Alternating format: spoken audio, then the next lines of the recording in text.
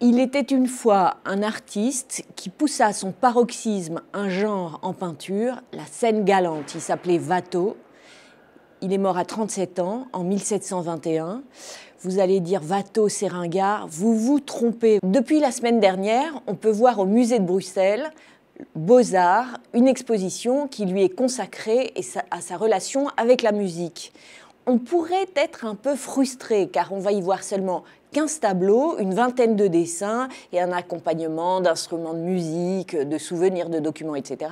Mais je pense qu'il faut quand même voir cette exposition parce qu'on va y découvrir un artiste ou redécouvrir un artiste génial. La dernière exposition, grande exposition, date de 1984 au Grand Palais. Là, c'était le grand jeu. Maintenant, manifestement, on n'arrive plus à réunir autant d'œuvres de lui.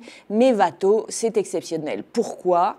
Il suffit de regarder un tableau de ses débuts qui est, à mon avis, quasi surréaliste. On y voit un arlequin qui essaie de séduire sa belle en se déguisant, tout ça dans un paysage tourmenté, exceptionnel. C'est un tableau qui est au musée de Nantes. En fait, Watteau, il transpose dans la réalité des scènes de théâtre, des scènes de la commedia dell'arte.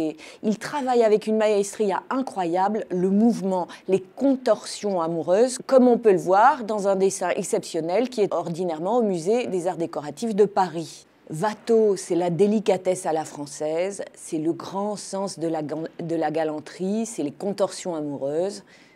Il faut voir Watteau, on peut le voir aussi au Louvre, dans la salle qui lui est consacrée. À bientôt!